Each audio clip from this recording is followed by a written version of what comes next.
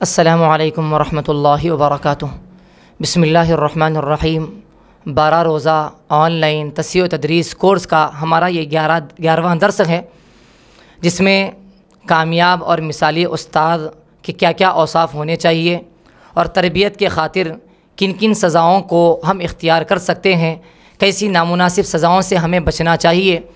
شروع سبق میں، ابتدائی سبق میں جیسے کہ ہم نے پڑھا تھا، اچھا پڑھانا ایک الگ کمال ہے، اچھا پڑھنا ایک الگ فن ہے، اور اچھا پڑھانا یہ ایک علیحدہ کمال ہے۔ ہر اچھا پڑھنے والا ضروری نہیں ہے کہ وہ اچھا پڑھانے کا لائق بھی ہو۔ صحبت کی ضرورت پیش آتی ہے، اور اپنی اصلاح کی فکر ہمیشہ ہمیں بھی یاد رکھنا چاہیے۔ مکتب میں رہتے ہوئے، زیادہ تفصیل میں گئے بغیر، مکتب میں رہتے ہوئے اور اپنے مسند پر بیٹھے ہوئے مدرسے کے اندر، مکتب کے اندر ایک استاد کو کیسے ہونا چاہیے، تصحیح کورس میں یہ بھی داخل ہیں۔ حضرت شاہ محی السنہ رحمۃ اللہ علیہ فرمایا کرتے تھے، یہ بھی اس کے اندر داخل ہیں، یہ بھی اس کے اندر داخل ہیں۔ پڑھانے کا طریقہ کیسے ہے، استاد تربیت کیسے کرے۔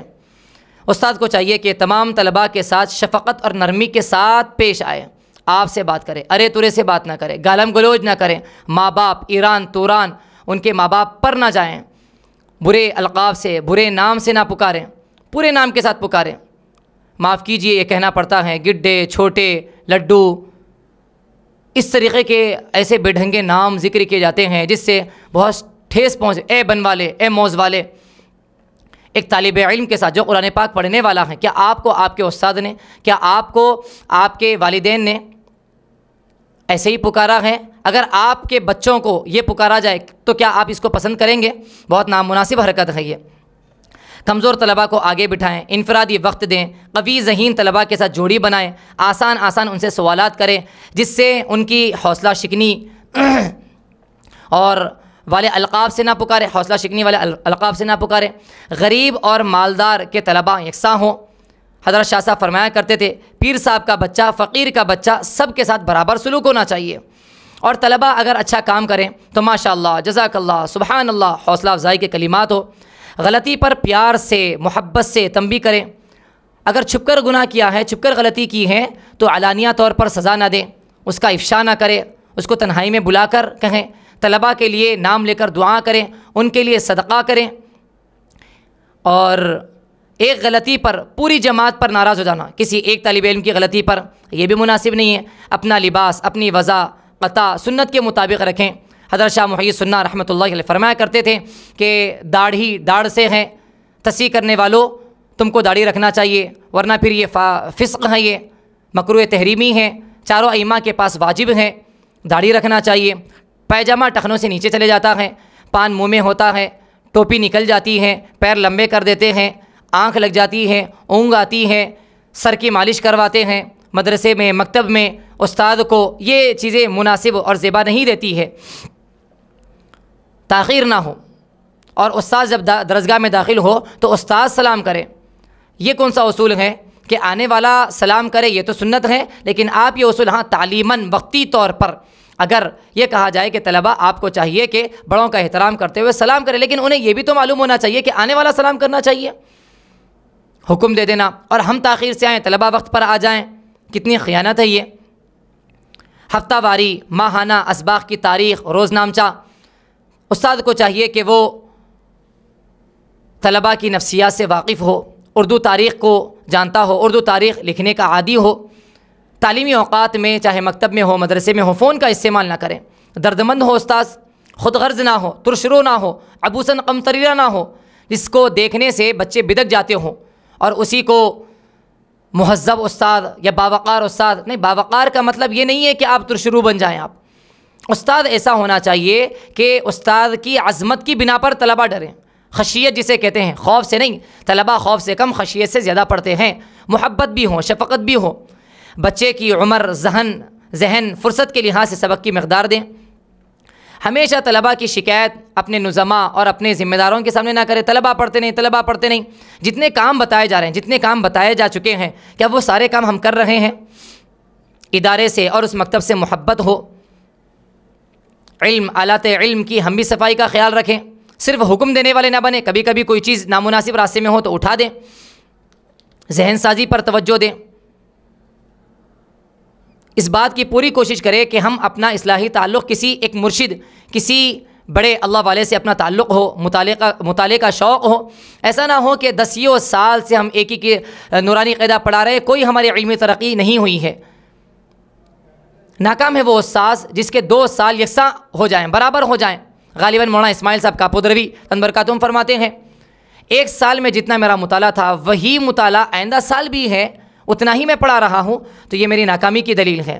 فرداً سنیں، اگر انفرادی مکتب ہو، سبق درسگاہ کے اندر ہی پڑھانے کی یاد دلانے کی ہم کوشش کریں۔ ایسے پڑھانا چاہیے جیسے کہ ہم اپنے بچوں کو پڑھانے کے خواہاں ہوتے ہیں، جیسے ہم اپنے بچوں کو دردمندی کے ساتھ پڑھاتے ہیں، بچہ پڑھ لیں، آج ہی سیکھ جائیں، اپنی پوری فکر منتقل کرنے کی کوشش کریں۔ مخارج کو جب ہم بتائیں تو آسان انداز میں بتائیں، مشکل بنا کر نہ بتائیں۔ جیسے کہ مثال کے طور پر ہا عین کا مخرج نکلوانا ہو، ایسا کرو بیٹے، آپ کریے ایسا، یہ جو آپ کر رہے ہیں وہی تو ہا ہے، وہی تو عین ہے، بہت آسان ہے۔ 26 حروف آپ نے انگریزی میں پڑھے، وہی 26 حروف یہاں پر بھی ہے، بی ہے یا با ہے، تھوڑا سا اور مہذب طریقہ بتلایا جا رہا ہے، آسان کر کے بتائیں۔ بچے بہت امانت ہوتے ہیں، ان کے ساتھ ان کے ہم ذمہ دار بھی ہیں، ان کے اوقات اور اعتماد، ایسا نہ ہو کہ ہم ان کے اوقات کے ساتھ کھلواڑ کریں۔ امانت ہوتے ہیں، بچوں کے اوقات کو ہم ضائع نہ کریں۔ آخر میں ایک سوال یہ بھی ہوتا ہے کہ کیا ہم ٹیوشن پڑھا سکتے ہیں؟ ٹیوشن پڑھانا کیسا ہے؟ ٹیوشن پڑھانے کو مقصد نہ بنائیں، کمائی کا ذریعہ نہ بنائیں۔ ٹیوشن پڑھانے میں جو مفاسد پیدا ہو جاتے ہیں اس سے بچیں ہم۔ حرام تو نہیں ہے، نیتوں پر دار و مدار ہیں۔ جو حضرات مکتب پڑھاتے ہیں، ٹیوشن پڑھانے والوں کو نیچی نگاہ سے، حقارت کی نگاہ سے دیکھنا بھی نہیں چاہیے۔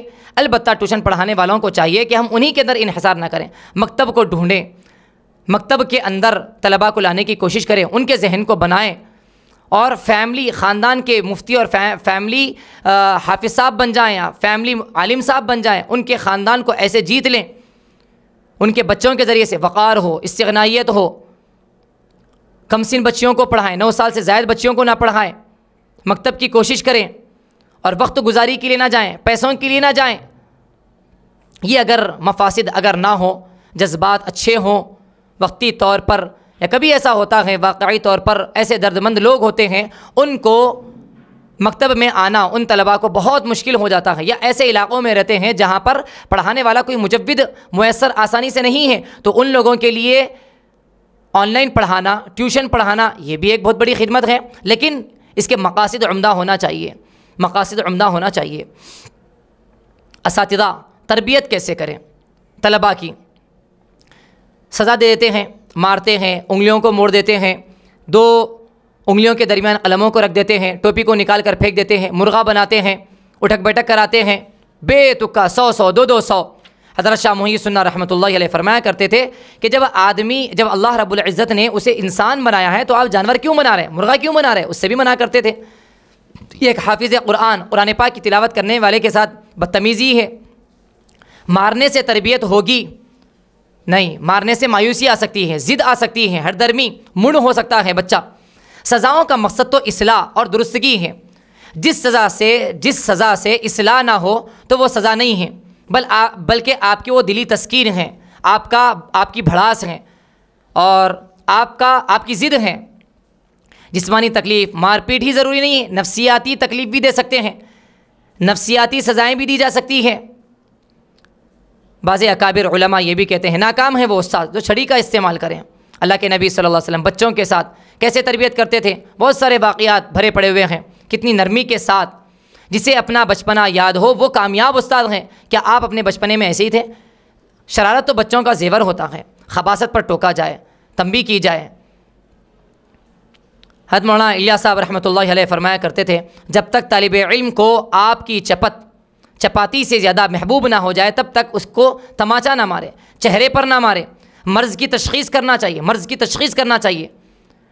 یہ نمازوں میں کوتاہی کیوں ہو رہی ہے؟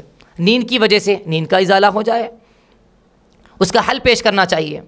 بے تکا مار دینا، غصہ اتارنا، غصے کی حالت میں آپریشن نہیں کیا جا سکتا تو غصے کی حالت میں، جس حالت میں اعتدال نہیں ہوتا ہے، کیسے سزا تجویز کی جائے گی؟ صحابہ اکابر کے واقعات سے اندازہ ہوتا ہے کہ غصے کی حالت میں جہاد میں بھی حملے سے رک جاتے ہیں، امیر المؤمنین ہوتے ہوئے بھی جلاد کو سزا کا حکم نافذ نہیں کرتے ہیں تاکہ ظلم نہ ہو جائے۔ بچے کی تربیت کرنے میں ہم بدتمیز نہ ہو جائے. ارے تورے سے بات کر رہا ہے تو کہہ رہے ہیں آپ, ارے تورے آپ کہہ رہے ہیں. بچے کو ادب سکھلا رہے ہیں اور آپ خود بے ادب بن رہے ہیں. ہدایت دینے والی ذات اللہ ہے. مایوس کن الفاظ اسے نہ کہیں. انک لا تہدی سید القوم خادمہم. طلباء کرام کی نگرانی یاد رکھیں, طلباء کرام کی نگرانی نہیں, خدمت کی جاتی ہے. حاکم بن کر ان پر مسلط نہیں, حکیم بن کر انہیں روحانی دوائیں دیں, روحانی دعائیں دیں, مصلحت اور نرمی کے ساتھ ان کے مسائل کو حل کریں. حضرت مولانا عبدالقوی صاحب دامت برکاتہم کے بقول جتنی روحانیت اندر ہوتی ہے اتنی ہی تاثیر زبان میں ہوتی ہے. معاف کرنا, نظر انداز کرنا, گھور کر دیکھنا, کم عمر بچوں کو سزا دینا یا نامناسب سزا دینا اہل مدارس اور اہل علم سے نفرت کا ذریعہ بن جاتا ہے, بلکہ بن بھی چکا ہے. وعیدیں سنائیں, اللہ سے جوڑیں, اللہ کا ڈر رکھیں. بتائیں طالب علم کو کہ دیکھو جھوٹ بولنے سے اللہ ناراض ہوتا ہے. آپ کے منہ سے گندگی کی بو آ رہی ہے, فرشتے دور ہو جاتے ہیں اور رزق کی کمی ہو جاتی ہے. اس کے واقعات سنائیں, لیکن فوراً سے اس کو مار دینا, فوراً سے سزا دینا, یہ کوئی عقل مندی نہیں ہے. استاد تو حضور کا نائب ہوتا ہے. حضور کی تربیت یافتہ بچوں کی زندگی کو پڑھنا اور سننا چاہیے. حضرت انس رضی اللہ عنہ 10 سالہ خدمت میں کوئی ایسا نازیبا کلمہ یا کوئی سزا والی بات ہرگز ان کی باتوں میں, روایتوں میں نہیں ملتی ہے. مسند کا بچھا دینا, چپلوں کا درست کر دینا, راستہ دے دینا, طلباء کا سلام کر دینا, یہی تعظیم کی دلیل ہم سمجھتے ہیں. یہ تعظیم کی دلیل نہیں ہے, یہ تو ظالم حکام اور بادشاہوں کے ساتھ بھی کیا جاتا ہے. طلباء کو واقعی طور پر ایسا پیار دینا چاہیے کہ بچہ اپنے گھر اور والدین کو ایسے ہی بھول جائے جیسے کہ حضرت زید بن حارثہ رضی اللہ عنہ اللہ کے نبی صلی اللہ علیہ وسلم کی تربیت میں رہتے ہوئے حقیقی والدین کو بھول گئے تھے. نہیں, میں تو نہیں جاؤں گا, اللہ کے نبی صلی اللہ علیہ وسلم کے پاس ہی رہوں گا. اتنی محبت, اتنی محبت. اب سوال یہ پیدا ہوتا ہے کہ آخر سزا پھر کیسے دیں ہم؟ تربیت تو کرنا ہے, تربیت میں سزا دینی ہے, تو سزا کے لیے مار پیٹ کے بغیر بھی تو سزائیں ہو سکتی ہے. مثال کے طور پر پہلی سزا یہی ہے, ہم یہ کہتے ہیں کہ معاف کر دیں آپ. معاف کرنا بھی ایک سزا ہے, یوں سمجھ لیجئے. غلطی ہو گئی, واضح ہو گئی غلطی, معلوم ہو گیا, پھر بھی نظر انداز کر دیے, تو طالب علم کے دل میں عظمت بیٹھ جاتی ہے کہ استاذ دیکھ کر بھی مجھ پر شفقت کر رہے ہیں, لہذا آئندہ مرتبہ نہیں کرنا چاہیے. اور آئندہ مرتبہ جب آپ ڈانٹیں گے, توجہ دیں گے, تو وہ اس کو سرخم تسلیم بھی کرے گا, آئندہ اس سے باز بھی رہ جائے گا. معاف کرنا اور نظر انداز کر دینا, انعام کا وعدہ کرنا کہ فلانا کام اگر آپ اچھا کریں گے, ایک ہفتے تک اگر کسی کی شکایت نہیں آئے گی تو ہم اپنی طرف سے آپ کو ادارے کی طرف سے علیحدہ انعام ملے گا, اپنی طرف سے ہم انعام بھی دیں گے. بہت ہی نیک بخت ہیں وہ اساتذہ جو اساتذہ اپنی کمائیوں کا کچھ حصہ, 10% حصہ, 100, 50, 200 ان خوش نصیب بچوں کو دے کر اپنے کمائیوں کے اندر برکت حاصل کرتے ہیں. ہم ادھر ادھر صدقہ کرنے کے بجائے صدقے کی نیت نہ کریں, طلبہ پر ہدیے کی نیت کریں, انعامات کے عنوان سے دیں, جس سے عظمت پیدا ہو جاتی ہے اور اصلاح ہو جاتی ہے, درستگی ہو جاتی ہے. بچے شوق سے پڑھتے ہیں, انعام کی لالچ میں پڑھتے ہیں, بدل جاتے ہیں. اور ایک طریقہ یہ بھی ہے, سزا کی تجویز خود طالب علم سے کہیں, دیکھو آپ نے جھوٹ بولا, اب بتاؤ کیا کریں گے ہم آپ کے ساتھ؟ حضرت معاف کر دیجئے. نہیں, بتائیے کیا سزا ہونی چاہیے؟ حضرت 5 اٹھ بیٹھ کریں گے ہم. ٹھیک ہے, اچھی بات ہے. تو بچے سے ہی سزا کی تجویز ہم کرائیں تاکہ وہ آئندہ نہ کریں.